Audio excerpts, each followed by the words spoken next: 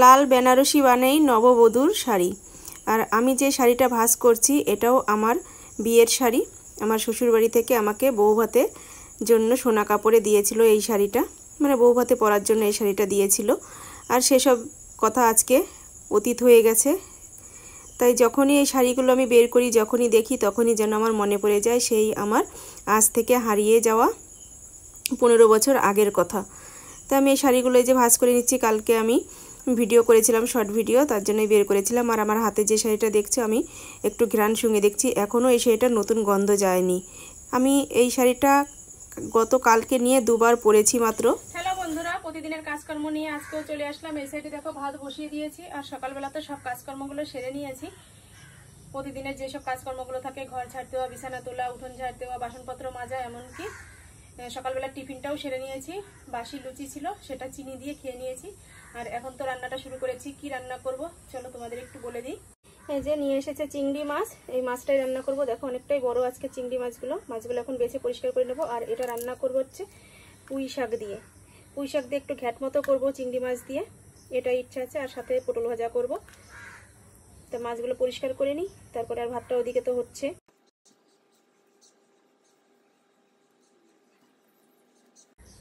নখ দিয়ে না মাছ কাটতে পারছি না, প্রচন্ড ব্যথা হচ্ছে এই জায়গাটা।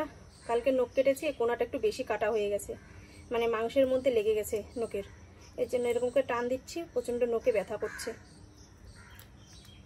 তো চলো এক এক করে আমি সবকটা মাছ পরিষ্কার করে নিয়ে ধুয়ে নিয়ে আসি, তারপরে তো রান্নাটা তোমাদের সাথে শেয়ার করব। মাছ কেটে ধুয়ে নিয়ে এসেছি, এই যে চিংড়ি মাছগুলো। আর চিংড়ি মাছের মাথা যেগুলো বেরিয়েছে সেগুলো এই যে আলাদা করে রেখেছি, এগুলো বাটা করব, বাটা করে বড়া করব চালের গুঁড়ো দিয়ে। আর এদিকে এই যে পটল কেটে নিয়েছি, এটা ভাজা করব। আর এখানে আলু, কুমড়ো আর পুঁই শাক কেটে নিয়েছি, এটা ঘ্যাট রান্না করব। তো চলো, ভাতের তো এদিকে ফেনা চলে এসেছে, আর এদিকে প্যানটা বসিয়ে দিয়েছি, গরম হয়ে গেছে। একটা একটা করে সব তো পদ্ধতিগুলো রান্না করে নিই। মানে পটলটা আগে ভাজবো, তারপরে মাছের এই ঝুঁকোগুলো ভেজে তারপরে মিক্সারে দিয়ে বাটতে হবে, বেটে তারপরে তরকারি বসাবো। তো চলো কাজগুলো সেরে নিই। ঝুঁকোগুলোর মধ্যে কাঁচা লঙ্কা, রসুন দিয়ে দিয়েছি, যাতে মাছের গন্ধটা না থাকে, কারণ রসুনে তো গন্ধ কেটে যায়। ভাজা হয়ে গেছে, এগুলো তুলে নেবো এখন।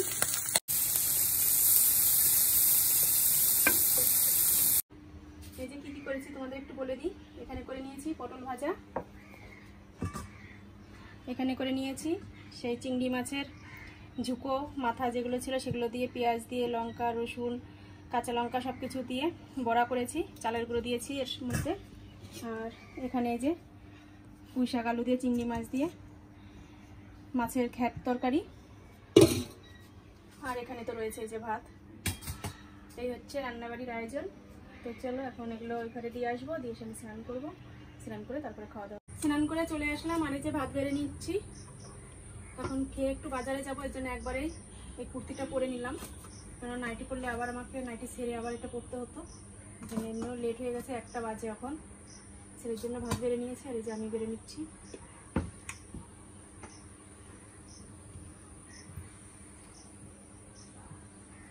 একটু শ্যাম্পু করলাম মাথায়, গরম পড়েছে তো। আর এই যে বৃষ্টি হলো কয়েকদিন, বৃষ্টির জল মাথায় পড়লে এমনি তো মাথাটা নোংরা হয়ে যায় তাড়াতাড়ি।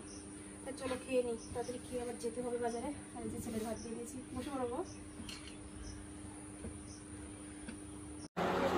পার্লারে চলে এসেছি, আর দেখো আমার আইব্রোটার কি অবস্থা, এটাই একটু ঠিক করব।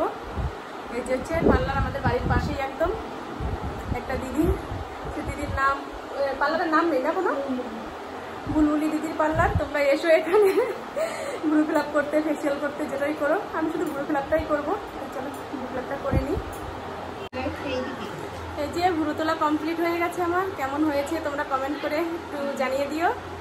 আমার তো ভালোই লাগছে, আর এই দিদির হাতের কাজ আমার ভীষণ ভালো লাগে, এর জন্য আমি মানে অপেক্ষা করে থাকি, যখন সময় পাই তখন আসি, মানে অন্য কোথাও যাই না, আমি এখানেই আসি। আমার তো ভালো লাগে এখানে তুললে। তো চলো হয়ে গেছে, এখন বাড়ি যাব।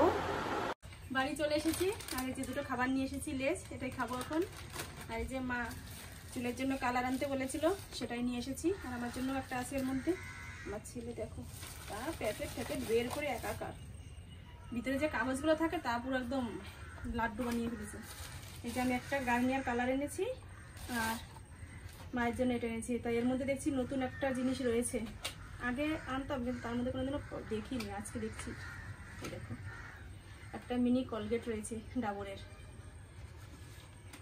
যে দুজনের জন্য দুটো কালার।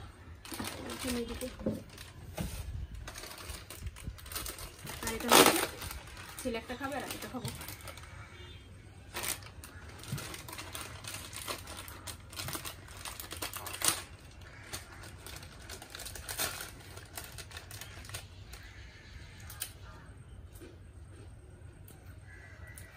এটা হচ্ছে বাচ্চা মানুষের খাবার,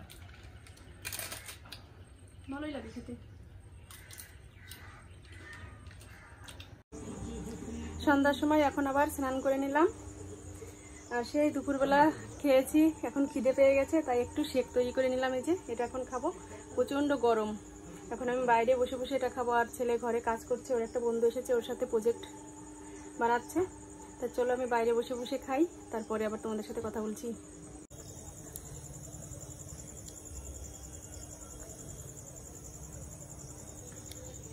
এই যে স্নান করেছে, জামা কাপড়গুলো এখন এই যে মেরে দিলাম, কিন্তু জল পড়ছে। ছেলেও দুপুরের পরে আর ভাত খায়নি, ওরও খিদে পেয়ে গেছে, তাই বলছে যে মা একটু ভাত খাবো। এর জন্য দুজনের জন্যই অল্প অল্প করে ভাত বেড়েও নিয়েছি। আর এখন একটু ডিম ভাজবো, এই জন্য দুটো ডিম এই যে ফাটিয়ে নিচ্ছি। কেন সকালের তরকারি যা রান্না হয়েছিল সেটা আছে অবশ্যই ঘরে, কিন্তু ঘরে আর যাবো না, এবারে ডিম ছিল, সেই ডিম দিয়েই এখন খেয়ে নেবো। তো চলো, প্যানটাও গরম হয়ে গেছে।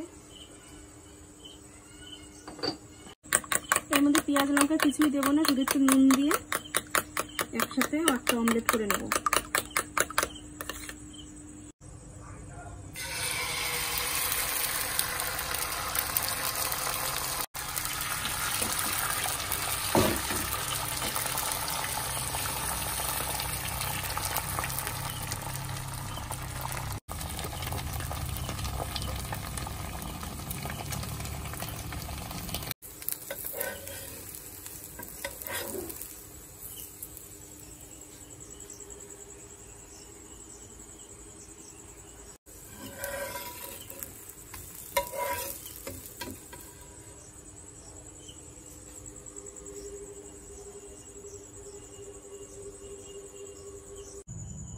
খাওয়া দাওয়া করে চলে আসলাম।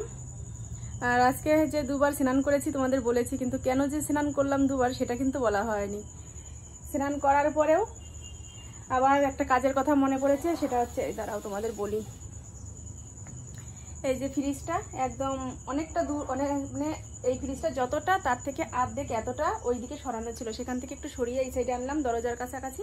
এই যে দরজাটা খুললেও যাতে ফ্রিজটাই না লাগে সেরকম পজিশনে রাখলাম। আর আগে তো অনেকটা এই সাইডে ছিল, মানে অনেকটা জায়গা এখানে ফালতু পড়ে থাকতো, তো দেখলাম যে এই জায়গাটা পড়ে থেকে আর কি হবে, এই জন্য একটু এদিকে চাপিয়ে নিয়ে আসলাম। এটা চাপাতে গিয়ে এটাও আবার একটু সরিয়ে নিয়ে আসলাম, এদিকে এই ফ্রিজটার কাছাকাছি নিয়ে আসলাম। আর এটা সরাতে গিয়ে আগের ভিডিওতে তোমরা দেখেছো, মানে শোকেসের ভেতর থেকে যেসব জিনিসপত্র সব বের করেছিলাম সেগুলো তো আবার জায়গা মতো গুছিয়ে রেখেছি, সেই একই জিনিস আবার আমাকে সব বের করতে হয়েছে। আবার বের করেছি, আবার সব ছেলে আর আমি দুজনে মিলে গুছিয়েছি, মানে প্রচুর খাটনি হয়ে গেছে। একই কাজ দুবার যদি করতে হয় তাহলে বুঝতেই পারো কতটা খাটনি হতে পারে।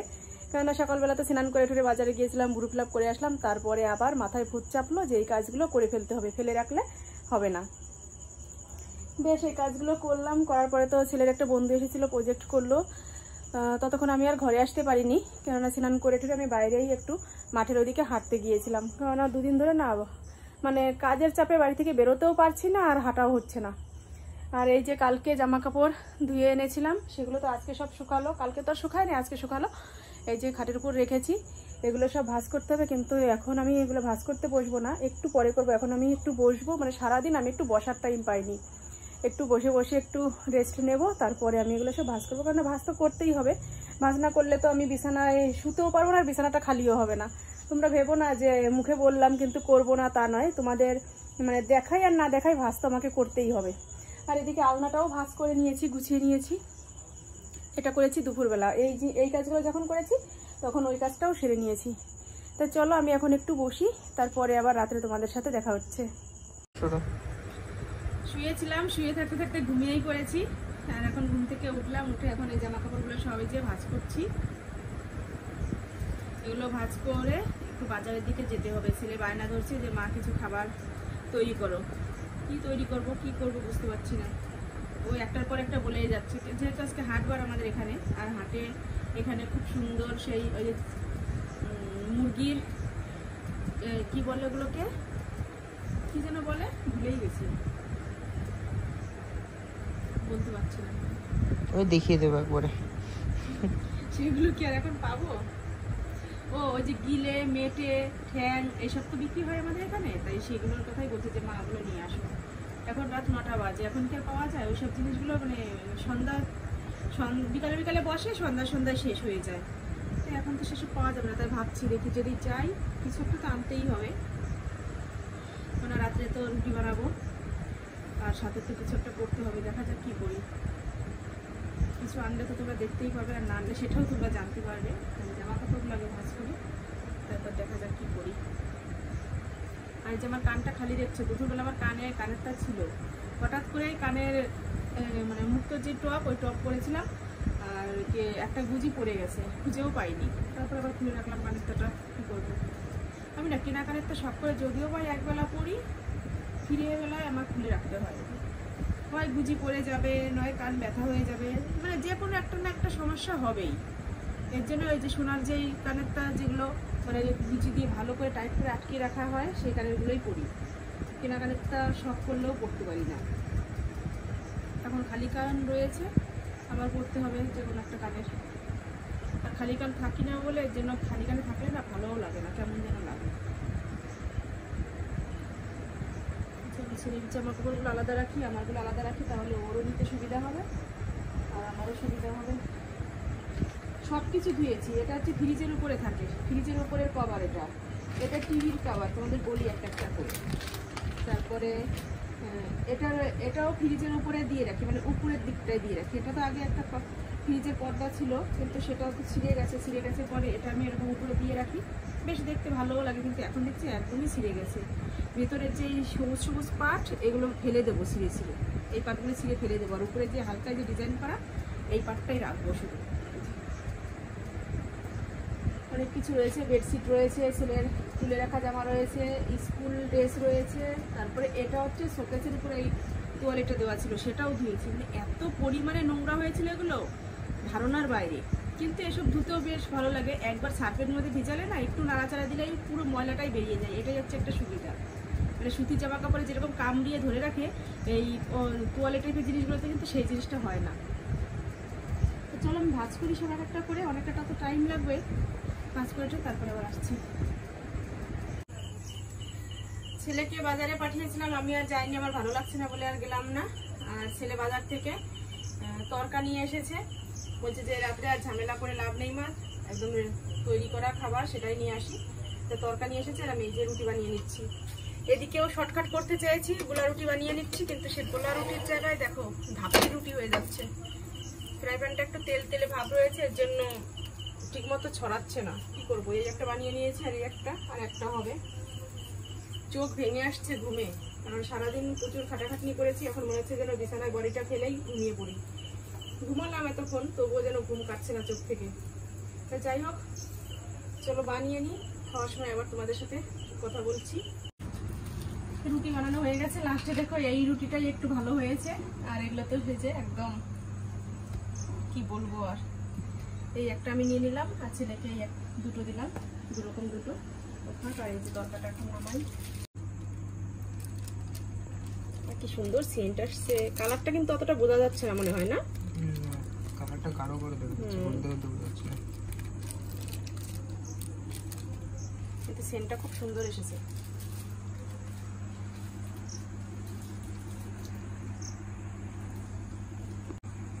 এই যে এতটা হয়েছে, এখন এখান থেকে আমি একটু তুলে নিই। ক্যাভিয়ারের মতো লাগছে দেখতে।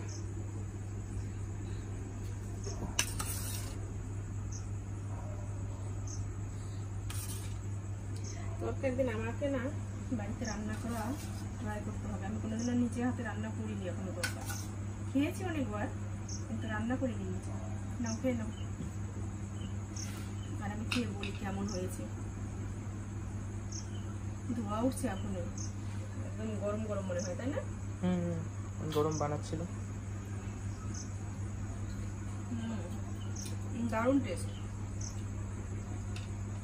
খুব ভালো লাগছে। চলো পুরোটা খাই।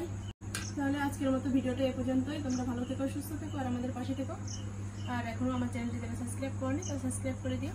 তো চলো আজকের মতো টাটা, বাই বাই, শুভরাত্রি।